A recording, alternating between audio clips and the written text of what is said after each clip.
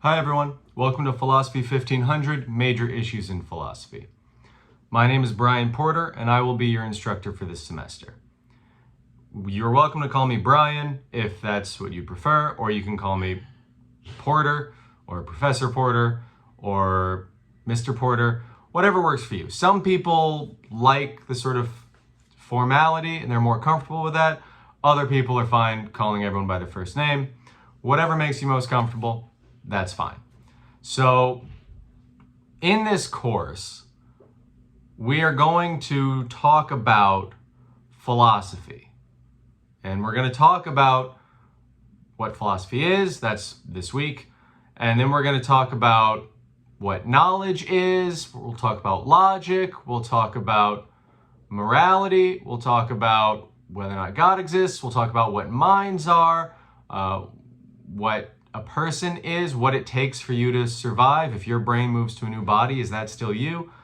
Or is it no longer you? Do you go where your body goes or where your mind goes? How does that work? Those sorts of questions. We're going to ask a wide variety of philosophical questions and try to answer them. We'll look at some potential answers, some theories, look at some objections to those theories, and you'll have a chance in the sort of weekly assignments to think through the issues yourself and to try to sort of figure out, okay, what seems right here, what doesn't seem right, how does this work, and hopefully pick up some interest and some sense of how to go about trying to solve philosophical problems. So my goal in this course, learning goals, are sort of twofold. One, I want you to learn sort of broadly the big issues in philosophy, some of the major theories about or involving those issues, and some potential objections to some of them. Sort of learn a bunch of information. Learn what people have said about these issues, what questions have been asked, what answers have been given, that sort of thing. That's sort of one goal or set of goals.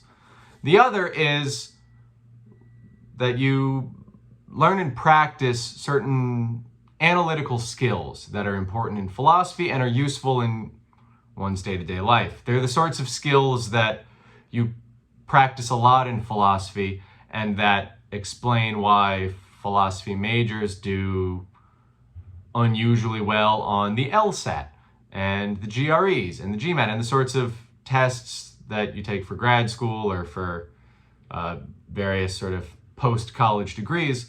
Philosophy students tend to do well on those because they've practiced these analytical skills that are very useful. So in this class, we're going to start to practice and think about those skills and try to work with them and use them to think about philosophical issues. In your day-to-day life after this course, and probably before this course, you have used and will use sort of these analytical skills for day-to-day things, politics, economics, just basic decision-making, about, non-philosophical topics or topics that aren't what you talk about in a philosophy classroom. But we will apply them to philosophy specifically, to that material, those theories and answers to questions in this course. And so in this course, the grading is based on some weekly assignments that I will send out to you and you will complete. And those are meant to give you some practice with these analytical skills. That's what those are for. But there are also, there's a midterm and a final. So there are two exams which are meant to cover the information goal, the material, the theories and the questions. Make sure you sort of learn all that information. So in this course, you have weekly assignments to sort of practice the skills and exams to make sure you've gathered the necessary information. And so all you have to worry about in this course are the two exams and the weekly assignments. Those are the only things that are graded. We don't meet in person, so you don't have to worry about, class participation or anything like that, like discussions or any of that kind of stuff. This course is completely asynchronous, which means on Mondays I will upload, so today I'm doing it on Wednesday because our semester starts on a Wednesday. But other than that, every week I will upload lecture videos and PowerPoints on Monday, and you will have a weekly assignment most weeks, not every week, but most weeks, you will have a weekly assignment assigned that Monday and due the following Monday. So you'll have a full week to work on weekly assignments, and you'll be given 2 weeks to complete the midterm and the final exam. So everything you have to work on in this course is open book, open note, do on your own time, have a week or more to do it. So you'll never have to really worry about like exam times or trying to complete something within the 2-hour time limit or things like that. If your internet just stops working for 3 days, that shouldn't prevent you from doing the work. You've got a full week for any sort of assignments you have to complete in this course. And if you have any technical issues, since this course is entirely online, please let me know as soon as you can. I mean, obviously, if you have no internet access whatsoever, you won't have a way to tell me. But once you get internet access back, please let me know that this happened, and we will talk about it and we'll work it out. And I promise I will not penalize anyone's grades for technological issues that may have come up. So I said the assignments in this course are open book, open note. What I mean by that is in this course, you are free to use lecture videos, PowerPoint slides, readings, any notes you've taken, any of the course materials, any of the provided resources, you are free to use while completing weekly assignments or while completing the midterm exam and final exam. But you are not free to use just Google and the internet at large to complete the assignments. That is partly for your own safety, because a lot of the words we use in this class and a lot of what we talk about in this class, a lot of the words have very particular meanings in philosophy. And if you just Google like, what is validity? Or if you Google just sort of the questions on the exam, you will get answers that are not the right answer. You'll get answers that apply to psychology or sociology or mathematics or things, different fields, which use those same words, but use them with a very different meaning. And so if you try to use Google and the internet at large, it will not work out great.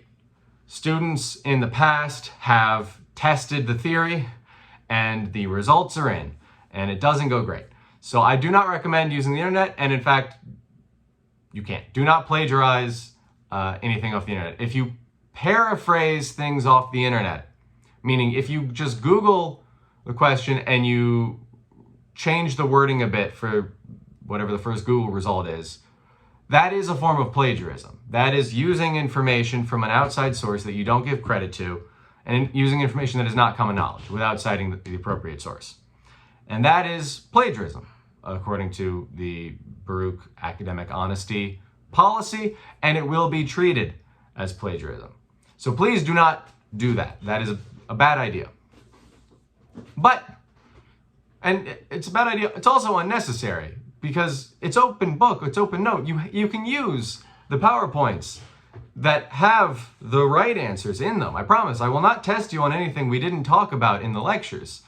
You can always use the class resources. It may not be quite as fast as Google, but I promise it's more reliable and it's not violating class policies or university policies. So it's better. It's better in lots of ways. So, if anyone has any questions about this course at any point, whether it's right now or down the road, the best thing you can do, the fastest way to reach me, is by emailing me. I have 2 email addresses. They go to the same inbox. It doesn't matter which one you use. They're on the syllabus, and I will be emailing you on a weekly basis, at least, from one of them. So you can always just hit reply. Don't hit reply all, but hit reply. And the question will go to me, and then I'll answer it as quickly as I can. I promise that I will get back to you as soon as I can. Give me like 24 hours at least. If you email me at 4 in the morning, I will be asleep. But I will try to get back to you the same day or the next day at the latest. So if you have any questions, please let me know. All of the materials each week will be uploaded on Monday, and you'll have a full week to complete assignments. I will have office hours on Zoom on Fridays from noon to 1.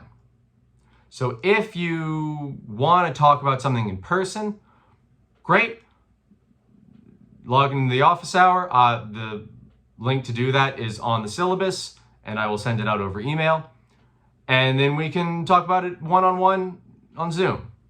Or if that time doesn't work, just email me, let me know, and I will be happy to schedule a new time that fits your schedule, and then we can talk about it over Zoom.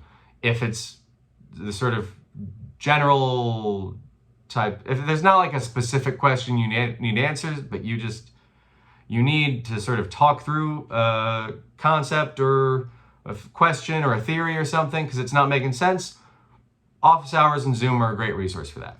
So just let me know. Either go to office hours, or if my office hour doesn't work for you, let me know and we'll schedule a new time slot and we will meet then. I'm here to help. So I'm available, and I will try to be as available as I can be. So please do not hesitate to reach out to me if you have any questions or confusions and you're not sure about either something we've talked about or not sure about how the course is going to work. Like if you ask me a question and I have answered it in a lecture weeks ago or it's somewhere buried deep in the syllabus, I'm not going to like shame you for not knowing the answer. If you've got a question and you don't know the answer, feel free to ask me. I promise I will be as helpful as I can be. So if you have any questions at any point in this course, please let me know. I hope that this course will be sort of fun and interesting. I know that not everyone loves philosophy. My own mother doesn't love philosophy. She took an intro philosophy class in college. She says the first day, the professor walked in, pointed at a desk, said, "What is that?" The student said, "It's a desk." And the professor said, "How do you know it's a desk? How do you know it's not a pink elephant?" And everyone went, "What?" Ugh. And then it went downhill from there. That's not what I want this class to be like. I know that there are lots of different sort of reputations that different people think philosophy has. I want this class to be interesting and maybe even potentially useful. The skills you're practicing will be useful. I don't know if you'll ever find like theories of the philosophy of mind useful, but there is some stuff on belief versus opinion and on conspiracy theories and who and what we should believe and epistemology and ethics, things that you may actually find useful and helpful going forward. And I hope that you do. I hope that everyone can find at least something in this class that is interesting to them and that they enjoy thinking about. So if you have any questions or if there's anything you want to talk to me about, please do not hesitate to reach out to me. I will be happy to help however I can. So if you have any questions, let me know. Otherwise, enjoy the class, watch the rest of the lecture videos, and I will see you in the next video.